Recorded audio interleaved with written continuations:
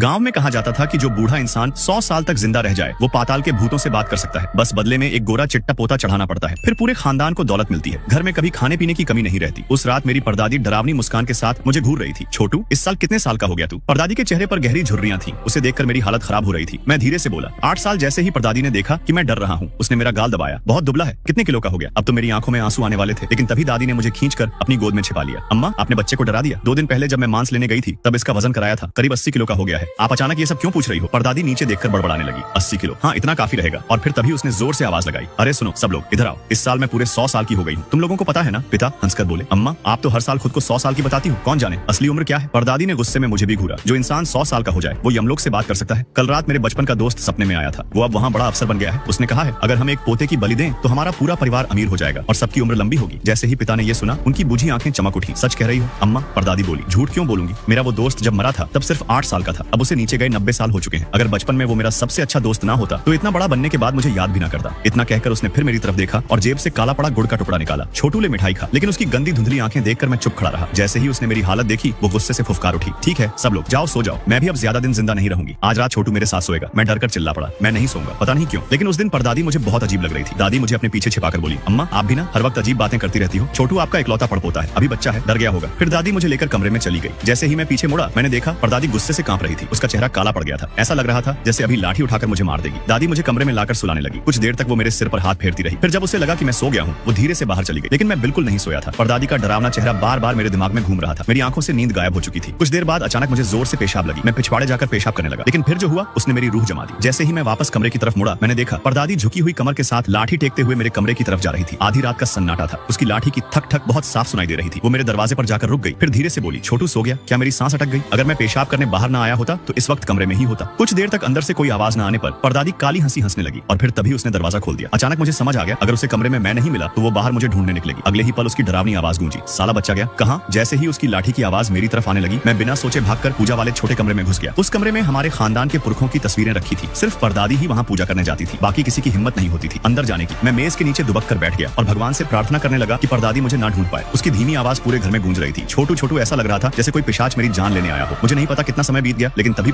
उसके बाद परदादी की आवाज पूरी तरह गायब हो गई और डर के मारे पता ही नहीं चला कब मेरी आंख लग गई। जब मेरी नींद खुली तब बाहर हल्की सुबह हो चुकी थी। मैं धीरे से पूजा वाले कमरे की मेज के नीचे से बाहर निकला। जैसे ही मैंने पीछे मुड़कर देखा, मेरी सांस अटक गई। ऊपर लकड़ी की अलमारी में हमारे खानदान के पुरखों की ढेर सारी तस्वीरें और नाम रखे हुए थे। मैं पहले ध्यान नहीं दे रहा था, बस जल्दी से बाहर जाकर दादी को सब बताना चाहता था। लेकिन तभी अचानक मेरी नजर एक नाम पर जाकर रुक गई। वो मेरी परदादी का नाम था। उस पर लिखा था ली श्याओइंग, लेकिन मेरी परदादी का नाम तो कुछ और था। मैं घबराकर दोबारा देखने लगा। फिर मैंने नीचे लिखी जन्म और मौत की तारीख पढ़ी और तभी मेरे पैरों तले जमीन खिसक गई। उस औरत की उम्र 30 साल भी नहीं थी जब उसकी मौत हुई थी। मैं बचपन से सुनता आया था कि मेरी परदादी को जन्मदिन मनाने का बहुत शौक था। दादी कहती थी कि पिछले 20 सालों से वो हर साल खुद को 100 साल की बताती थी ताकि लंबी उम्र मिले। लेकिन अगर ये सच था तो फिर ये कैसे हो सकता था कि असली परदादी 30 साल से पहले ही मर चुकी थी? और तभी मेरे दिमाग में एक और डरावनी बात आई। अगर मेरी परदादी अभी भी जिंदा है तो फिर उसकी नाम वाली तख्ती यहाँ पूजा वाले कमरे में कैसे रखी हुई है? इसका मतलब सिर्फ एक ही हो सकता था, मेरी असली परदादी बहुत पहले मर चुकी थी। तो फिर हमारे घर में रहने वाली ये बूढ़ी औरत आखिर कौन थी? ये सोचते ही मेरे पूरे शरीर में ठंड दौड़ गई। मैं कांपते हाथों से बाकी तख्तियां देखने लगा और तभी मुझे पता चला एक जगह खाली थी। ऐसा लग रहा था जैसे वहाँ पहले कोई और तख्ती रखी थी जिसे बाद में हटाया गया हो। क्या वो जगह असली परदादी की थी? लेकिन फिर ये बूढ़ी औरत कौन थी? मैं डर से कांपता हुआ कमरे से बाहर निकला। उस वक्त तक दादाजी अभी भी कमरे में सो रहे थे। दादी रसोई में खाना बना रही थी, लेकिन परदादी बाहर कुर्सी पर बैठी थी। उसके दोनों हाथ लाठी पर टिके हुए थे और वो मुझे देखकर धीरे धीरे मुस्कुरा रही थी। उसकी आंखें जैसे कह रही हूँ, कल रात कहाँ भाग गया था छोटू? मैं वहीं डर से जम गया। फिर अचानक परदादी कुर्सी से उठ खड़ी हुई। मैं इतना डर गया कि भागने ही वाला था, लेकिन तभी वो बिना कुछ बोले वापस अपने कमरे में चली गई। तब जाकर मेरी जान में जान आई। लेकिन फिर जो हुआ उसने मेरा डर और बढ़ा दिया। दोपहर में जब सब लोग खाना खाने बैठे, परदादी लगातार मुझे घूर रही थी। वो बार बार मेरी प्लेट में मांस डाल रही थी। छोटू बहुत दुबला है, कम से कम 80 किलो तो होना चाहिए। ये सुनते ही मेरे हाथ कांपने लगे। मैं उसकी छुई हुई चीज खाने की हिम्मत भी नहीं कर पा रहा था। जैसे ही मैंने तीसरी बार मांस खाने से मना किया, परदादी का चेहरा अचानक बदल गया। उसने जोर से चॉपस्टिक जमीन पर फेंक दी, फिर जोर जोर से रोने लगी। मैं बूढ़ी हो गई हूँ, अब किसी को मेरी इज्जत नहीं रही। कल मैंने 2 बातें क्या बोल दी, अब छोटू भी मुझे आंखें दिखाने लगा। मेरे पास ज्यादा दिन नहीं बचे। मैं तो बस मरने से पहले अपने पड़पोते के साथ एक रात सोना चाहती थी, लेकिन मेरी किस्मत ही खराब है। वो जोर जोर से रोने लगी और फिर तभी दादाजी का चेहरा गुस्से से लाल हो गया। उन्होंने मुझे जोर से डांटा, छोटू बहुत बदतमीज हो गया है। तू अगर तेरी परदादी से गलती हो भी गई तो इसका मतलब ये नहीं कि तू उनका अपमान करेगा। आज रात तू अपनी परदादी के साथ ही सोएगा। दादी ने धीरे से मुझे इशारा किया और जमीन पर गिरी। चॉपस्टिक उठाकर परदादी को देने को कहा। मैं डरते डरते उनके पास गया, लेकिन जैसे ही मैंने चॉपस्टिक आगे बढ़ाई, परदादी ने एक अजीब डरावनी मुस्कान दी। फिर उसने अपने सूखे ठंडे हाथ से मेरा हाथ कसकर पकड़ लिया और धीरे से बोली, छोटू उधर जाकर खूब मांस खाना। बस फिर क्या था, मैं डर के मारे जोर से चीख पड़ा, दादाजी ये बूढ़ी औरत इंसान नहीं है, ये मेरी असली परदादी नहीं है, ये 150 साल पुरानी चुड़ैल है। तभी परदादी की सच्चाई सबके सामने आ गई और कहानी यहीं पर समाप्त हो गई।